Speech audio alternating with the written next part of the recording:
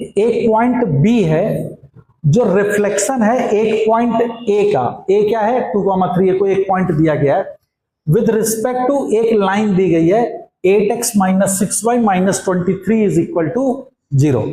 ठीक है, साथ में कह रहा है कि गामा ए गामा बी दो सर्किल है जिसकी रेडियस है 1 and 2 respectively with centre 1 and with centre A and B. अच्छा, ए वाले का सेंटर कितना है 2 रेडियस। तो मान लो एक ये मैंने सर्किल बनाया, इसका सेंटर है ए, इसकी रेडियस कितनी है 2। एक सर्किल यहां पे है बी, इसका रेडियस है 1 और ये बी पॉइंट क्या है, पॉइंट ए का रिफ्लेक्शन है with respect to this line. Reflection होगा तो 90 डिग्री एंगल होगा, है ना। बोलो ये लाइन की इक्वेशन क्या दे रखी है उसने, 8x जल्दी बोलो -6y - 23 इक्वल टू 0। ठीक है, इसका रेडियस कितना है 2 यूनिट और इसकी रेडियस है 1 unit. Correct. Let T be a common tangent to the circle this and this. इन दोनों पे एक कॉमन टेंजेंट ड्रॉ करी गई, this is the common tangent. ठीक है, such that both the circles are on the same side of T. अब देखो कॉमन टेंजेंट जो है वो दो तरह की हो सकती थी, एक डायरेक्ट और एक इनडायरेक्ट। इनडायरेक्ट कॉमन टेंजेंट में सर्किल सेम साइड नहीं होती हैं, अपोजिट साइड हो जाती हैं, और डायरेक्ट टेंजेंट में सेम साइड होती है। तो ये टेंजेंट डायरेक्ट ही होगी, ये उसने हिंट दे दिया आपको। ओके, कहता है if C is the point of intersection of T, मतलब ये टी जो है ये लाइन टी है, and the line passing through A and B, A और बी से पास करके लाइन जो जा रही है, इन दोनों का इंटरसेक्शन पॉइंट क्या है सी। क्लियर, बोलो। तो आपसे पूछ रहा है कि फाइंड द लेंथ ऑफ ए सी, मतलब सी से ए के बीच की डिस्टेंस क्या होगी ए सी। कैसे करोगे,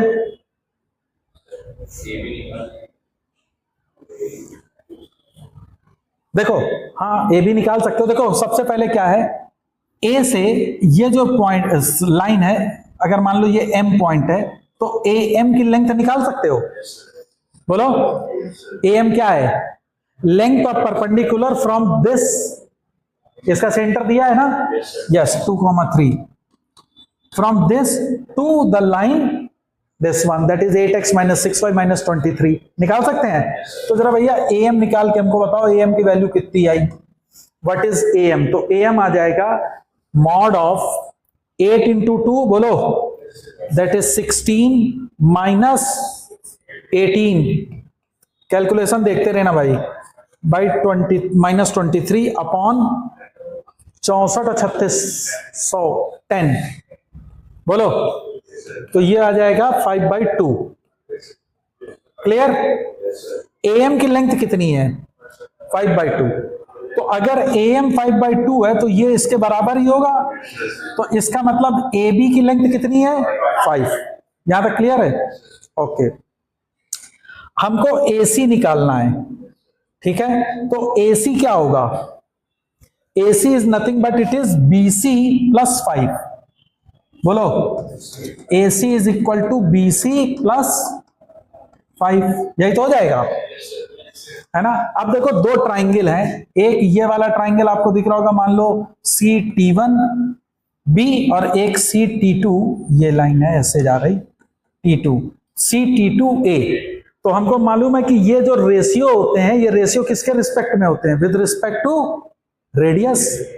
हम लोग पढ़ चुके हैं इस चीज को।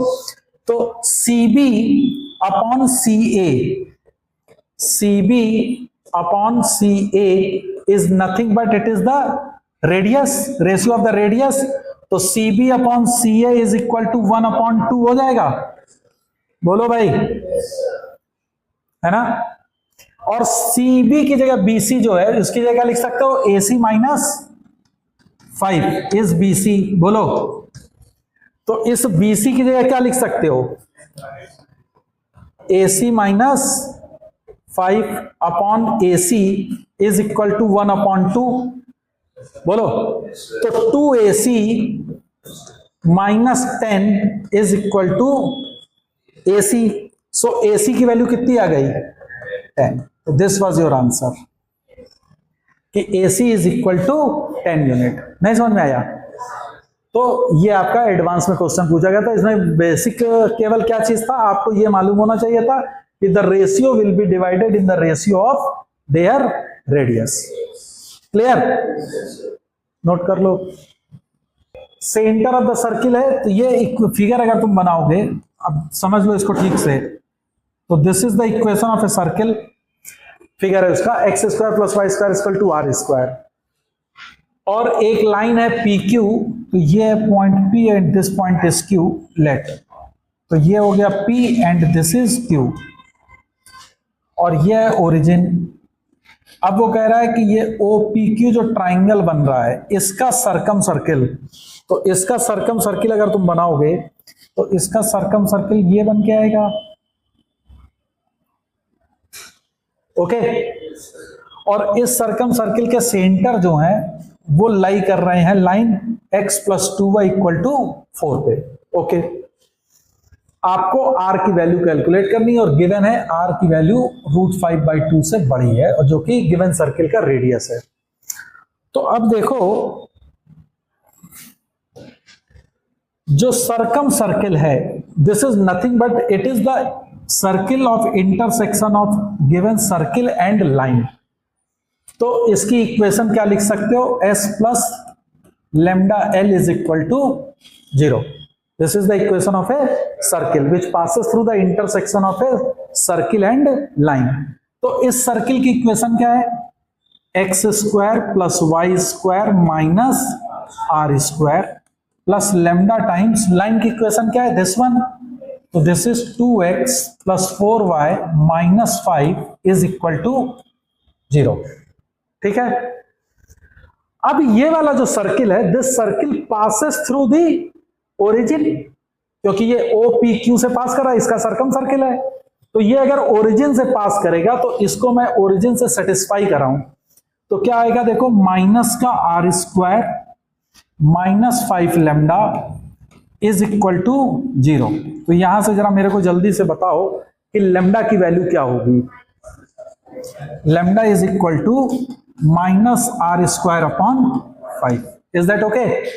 अब लैम्डा की ये वैल्यू मैं पुट कर देता हूं इस इक्वेशन में। तो जरा ये इक्वेशन बोलो क्या आ जाएगी? x square plus y square minus r square minus 2r square by 5 x, है ना, minus 4r square upon 5 into y plus 5 is plus, sorry, plus का क्या है? प्लस का आर स्क्वायर हो जाएगा, क्योंकि ये तो 0 दे देगा, ये कैंसिल आउट हो जाएगा। तो अब जो ये सर्किल आया है, इसके सेंटर जल्दी से बोलो क्या आएंगे? तो center of this circle becomes r square by 5 and 2r square upon 5। अब ये सेंटर इस लाइन पे लाई कर रहे हैं, तो आप पुट कर दीजिए इस पे। तो क्या होगा? R square by 5 plus 2 into 2 that is 4r square upon 5, this comes to be 4। So r square is equal to 4। तो r की वैल्यू प्लस माइनस 2 होगी, है ना।